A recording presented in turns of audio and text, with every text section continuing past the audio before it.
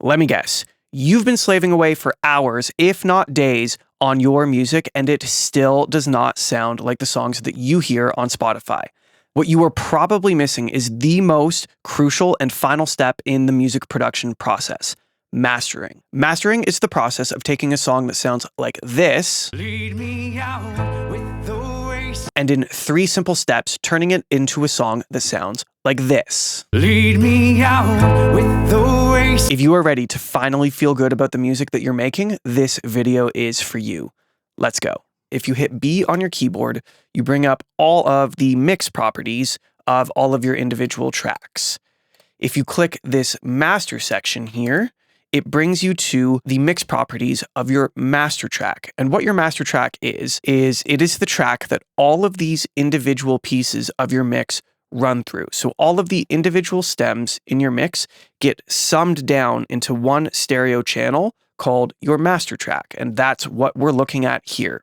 And on the master track, you'll notice some of the same tools that we would use in a mix. We have an EQ, a compressor, we have a limiter, which we haven't talked about yet, and then a couple other things. This Magma Lil Tube, I actually put on the master track in the mixing process. If you missed that, check out this video right here. It will show you how I turned all of these individual stems into the mix that you are listening to now. So let's start with our compressor first. I'm going to open up the compressor and just flip it on here, turning on this knob.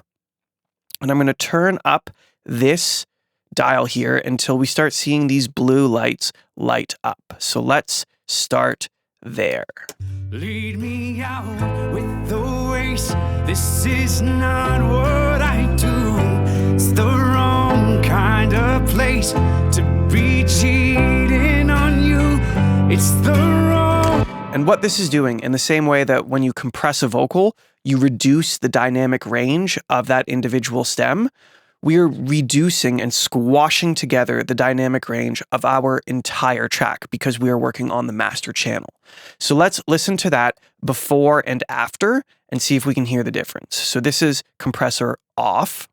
Lead me out with the waste. This is not what And now compressor on. It's the wrong kind of place to be cheating on you.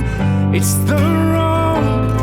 And what you're going to notice is when we flip that compressor on, everything just kind of flies out of the speakers at you. It gets a little bit squashed, so everything kind of gets pressed into the other pieces of the mix, and everything just sounds a little bit more cohesive and glued together. So that is step number 1 of the mastering process, is compression.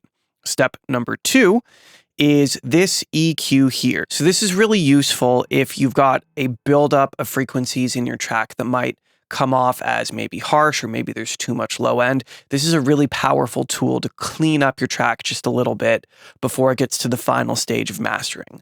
So I'm just gonna lift this guy here and scroll around a couple frequencies and see if there's anything that's jumping out of the speakers at me as something that feels overbearing.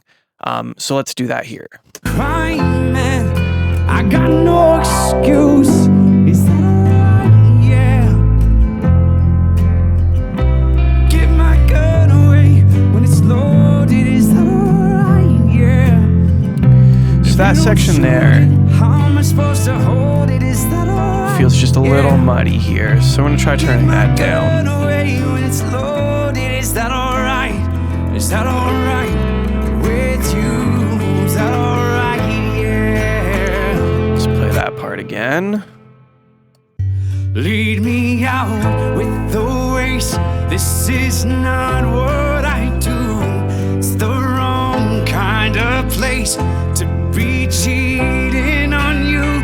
It's the wrong time. Oh, it's pulling me through. It's a small crime, man. I got no excuse. Is that alright? Yeah.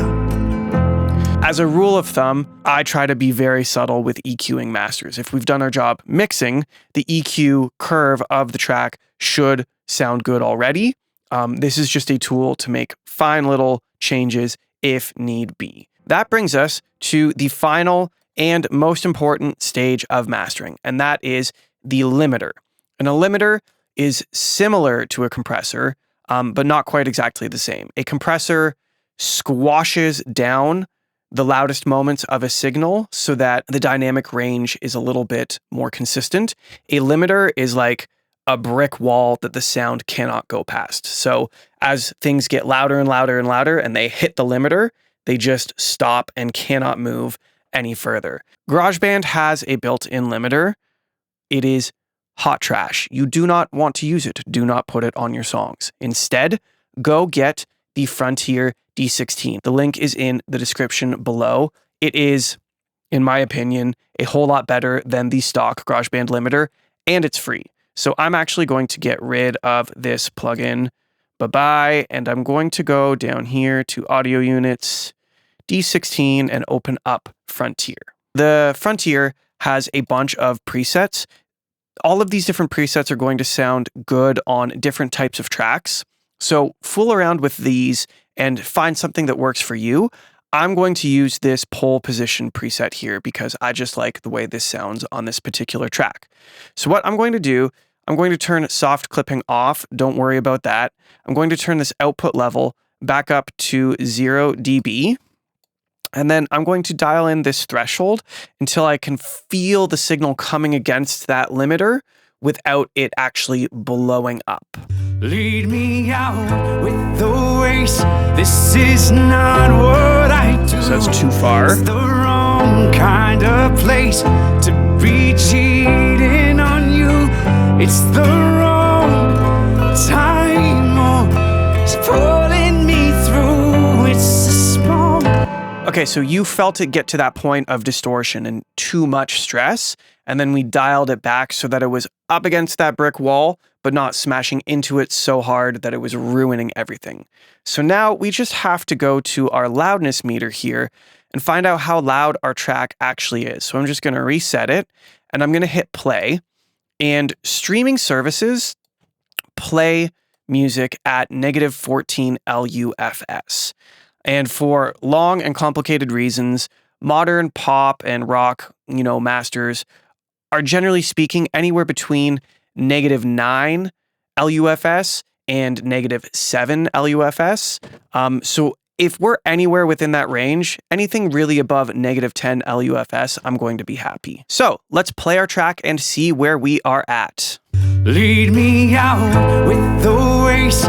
This is not what I do. It's the wrong kind of place. We are looking at this integrated number because it is measuring the loudness across the whole track, not at any one individual moment. So this is the one that matters to us. To be cheating on you, it's the wrong time. Oh, it's pulling me. So we're at -8.8. For this particular track, I actually feel like that's a little too loud and a little stressed. So I'm going to go back to Frontier and just back off this threshold a little bit so that it doesn't hit the limiter quite as hard. It's going to make the track sound just a little bit more relaxed. We're going to sacrifice a little volume, but it's going to overall be better in my opinion. Lead me out with the waste. This is not what I do. So you can see that we're quieter it's the wrong here. Kind of place to be cheating on you. Okay, so let's compare.